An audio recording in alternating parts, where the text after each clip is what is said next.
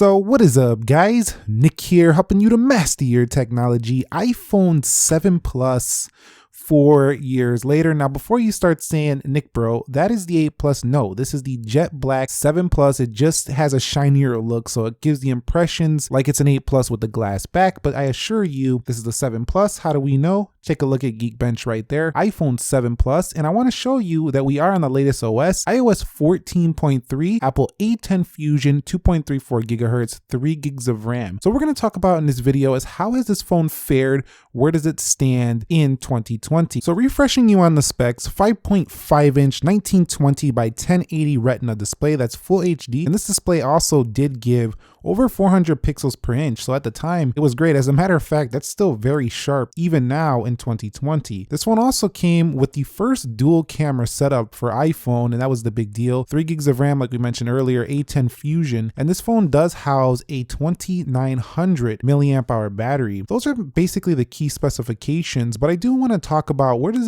this phone stand in terms of its durability? How durable has it been? And I could say it's held up very well. You know, having the aluminum back on the back made it not have really any potential to crack on the rear. So you do have glass on the newer iPhones, which opened up the way for wireless charging, but the iPhone 7 Plus with its aluminum shell made it rock solid and durable. However, its front-facing glass, while it wasn't very good at scratch resistant, it would crack easily. Screen protectors were always a must with iPhones, even back in this time, and they still are to this day, as they still will crack. So body IP67 design here, you know, I chose this one because at the time I was getting tired of seeing bigger bezels. I knew that the jet black model definitely blended them a little bit better, but when you do go to white screens, let's take it off dark mode for a minute.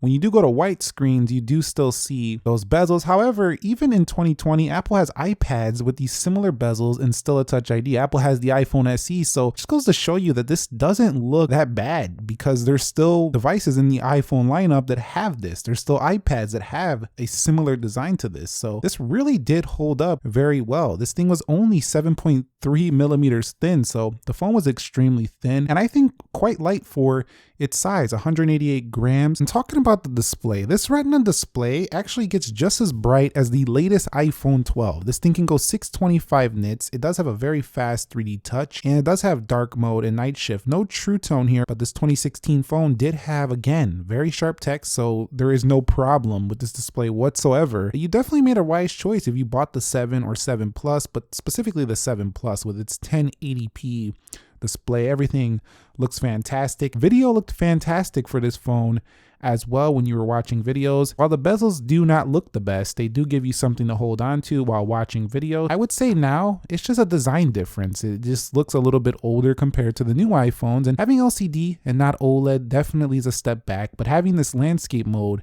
is very nice. Although I would still have liked a split screen on this phone. This display is just about as good, I think, as many of the newer iPhone displays. It's just that it doesn't have that same, more of a closer to an edge-to-edge screen. After all of these years with this iPhone 7 Plus, it still looks good. I'm not really disappointed. Okay, so when it comes to software, this is running iOS 14.3. This software has new wallpapers, just like you'll get on the iPhone 12 Pro Max. You do have the app library, the ability to add widgets to this phone, and everything running very up to date. This is incredible, and one of the reasons why you might want to consider the iPhone as your next phone if you're going to keep it. Plus, I think it's going to get iOS 15 as well next year, so we'll see how that goes. But like I say, I keep supporting these phones until they lose their support. That's why you can continue to see some videos on these older devices. The iOS 14 software running butter smooth on my iPhone 7 Plus. I will state that it does warm up a little bit more than it does on some of my other devices, but still, this phone does not have the latest chip.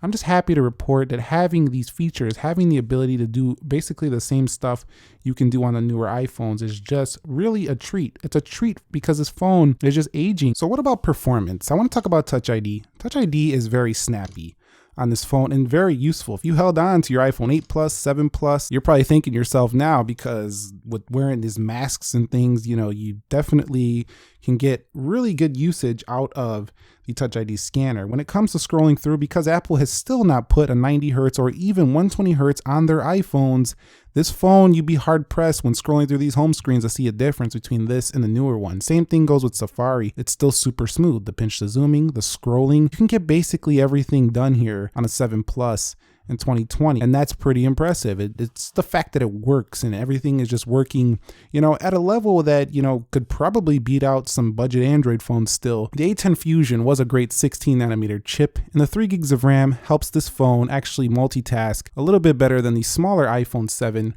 with its 2 gigs of RAM. So 7 Plus still performs pretty rock solid in my opinion. Does it have some crashes sometimes? Yes. Does it always work perfect? No. But does it work well enough for most occasions? Yes. And that's pretty impressive for 4 years. Okay guys, so let's talk about the battery life with the iPhone 7 Plus here. So it really kind of depends on your battery health because the phone is a champ. It was the bigger iPhone. It could get through the day. It still can get through the day. If you're having battery issues, it's likely due to your battery capacity because it's getting low. If you're in the 80s, you're in the 70s, it's going to be trash. I'm telling you that right now. It's going to drain faster than you would believe. You might want to use low power mode. It makes a major difference in day-to-day usage, but I would say the battery is solid for the iPhone 8 Plus. It always was better than the 7, and it's one of the reasons why it was my main phone for a long time. I think it's nowhere near some of the newer iPhones, but still, it can get through a regular workday. Okay guys, so let's talk about these main cameras on the iPhone 7 Plus. Now, I did a lot of camera work with this phone back in the day when this phone was more fresh, and I'm still pretty happy with these results. I think they're pretty good. They're no longer great, you know, they're still gonna get the job done though. Most regular usage, you can still take some very nice photos. You can get some applications to do some night mode stuff in the App Store. The video can go up to 4K 30, which is still high enough for most people. You can do 1080p, 60 FPS as well, but you cannot change it here within the camera settings. It's not quite as, you know, professional as the newer iPhones, but you still have all the basics. I would say this is a good camera, not a great one in 2020. Now on the front, definitely you start to see where the iPhone 7 Plus is aging. This phone kind of blows out your face a little bit. It still has a really good, you know, overall tone to the skin. So Apple's been doing great at this for a while. But when you compare this to the newer iPhones, it's just not as sharp. It's a little bit more noisy on the front, and the video quality on the front cannot come close to the newer iPhones. Not that it's trying to. It's 1080-30 on the front, but I would say this is one of the areas where, you know, you see major improvements. But still having a 2x optical zoom is still nice for the iPhone 7 Plus.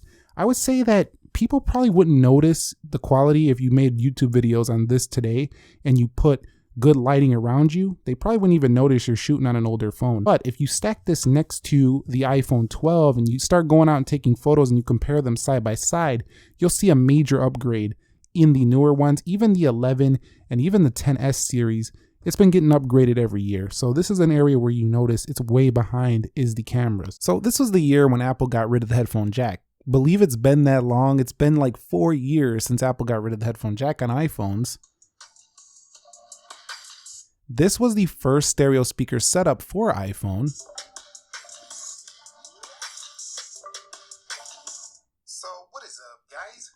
And it was plenty loud, but it wasn't super full. It wasn't the best sound overall. Best part of the audio is coming from the bottom speaker, but I would say that iPhone 7 Plus still pretty acceptable. It's not like you're going to watch a video in 2020 and be like, oh, you know, I just can't hear what I'm listening to. It sounds terrible. So let me talk about a few connectivity things before we get out of here. Bluetooth 4.2. So when you are connecting to Bluetooth devices here for the 7 Plus, it's not as snappy, it's not as quick as the newer ones with 5.0. Secondly, there's no Wi-Fi 6 on here. So your Wi-Fi connection isn't the fastest either, but it's not like you're going to notice it that much. It's just not quite as lightning fast as the newer phones. Phone call quality though was pretty excellent. These had Qualcomm modems, so definitely these did very well in the phone call with the iPhone 7 Plus with stereo speakers. Speakerphone calls were always loud enough for this phone. I would say connectivity is an area where we do have major upgrades in the 12 series this year, but still the iPhone 7 Plus can do the basics just fine. Again, this is stuff that you only notice when you actually experience the newer phones. You probably don't have much of a problem with it overall.